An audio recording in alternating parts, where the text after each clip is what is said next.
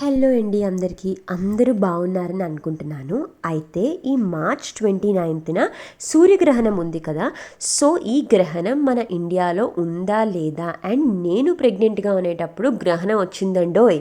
So అప్పుడు నేనేం పాటించాను, నేనేం జాగ్రత్తలు తీసుకున్నాను అవన్నీ మీతో షేర్ చేసుకుంటాను. అండ్ ఫస్ట్ థింగ్ ఏంటి అంటే పిల్లలకి గ్రహణం ముర్రి అంటాం కదా.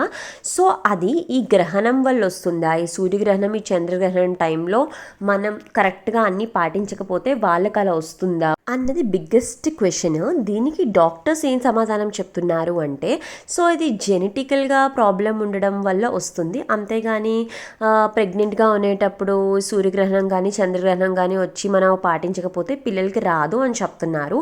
కానీ every coin has two sides అన్నట్టు మన పెద్దవాళ్ళు ఏం చెప్తారు నాకు తెలుసు ప్రతి ఇంట్లోని. సో ఇలాంటి ఎక్లిప్స్ ఏమైనా ఉంది అంటే కొన్ని పాటించాలి అని చెప్తారు. సో వాట్ ఎవర్ ఏదైతే అది నా పర్సనల్ ఒపీనియన్ ఏంటి అంటే కొన్ని పాటించడం వల్ల ఒక గంటో గడియో మనకి ఏం నష్టం లేదు కదా అన్నది నా ఒపీనియన్. సో ఈ 29th మార్చ్ సూర్యగ్రహణం ఉంది. సో ఆ టైమింగ్స్ ఏంటి అంటే మధ్యాహ్నం 2:15కి స్టార్ట్ అయ్యి ఈవినింగ్ 6:15 వరకు ఉంటుంది మన ఇండియన్ టైమింగ్స్ ప్రకారం. కాకపోతే మన ఇండియాలో ఇది కనిపించట్లేదు. సో ప్రెగ్నెంట్ ఉమెన్ ఏం పాటించాల్సిన అవసరం లేదు.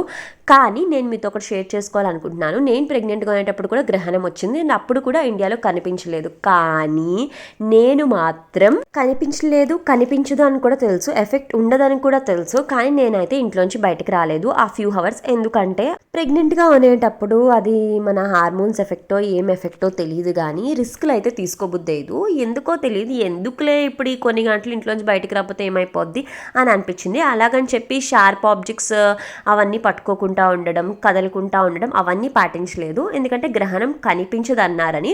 ఒకవేళ గ్రహణం కనిపిస్తుంది అని అంటే ఖచ్చితంగా ఆ ఫ్యూ అవర్స్ నేను అవి పాటించే దాన్ని. ఆ షార్ప్ ఆబ్జెక్ట్స్ పట్టుకోకూడదు అంటారు అండ్ ముందే ఫుడ్ తినేయాలంటారు. ఎందుకంటే నేను ఇందాక మీతో షేర్ చేసుకున్నట్టు కొన్ని పాటించడం వల్ల మనకు నష్టం లేదు అని అనిపించినప్పుడు పాటించడంలో తప్పు లేదు అని నా అభిప్రాయం. అంతే, నా పర్సనల్ ఒపీనియన్. అందరూ ఇలాగే ఉండాలని లేదు. అండ్ గ్రహణం ఇండియాలో కనిపించకపోయినా నువ్వెందుకు ఇంట్లోంచి బయటకు రాలేదు అని అడిగితే దానికి నా దగ్గర ఆన్సర్ లేదు. ఈసారి సూర్యగ్రహణం ఇండియాలో కనిపించట్లేదు, కానీ యుఎస్ఏ, ఫ్రాన్స్, జర్మనీ ఇలా కొన్ని కంట్రీస్లో అయితే కనిపిస్తుంది. సో ఇంకా యుఎస్ఏ, ఫ్రాన్స్, జర్మనీలో ఉండే మన వాళ్ళు ఎవరైనా ఉంటే ఒకసారి చెక్ చేసుకోండి ఏ టైమింగ్స్లో కనిపిస్తుందో. ఒక విషయం ఏంటి అంటే గ్రహణం టైంలో డాక్టర్స్ కూడా ఖచ్చితంగా అప్రూవ్ చేసేది ఏంటి అంటే డైరెక్ట్గా సన్ అయితే చూడకూడదు, ప్రెగ్నెంట్ వాళ్ళే కాదు నార్మల్ పీపుల్ కూడా. సో అది మన ఐస్కి అయితే అస్సలు మంచిది కాదు. వీడియో నచ్చినా ఉపయోగపడుతుందని అనిపించినా ప్లీజ్ లైక్ అండ్ సబ్స్క్రైబ్.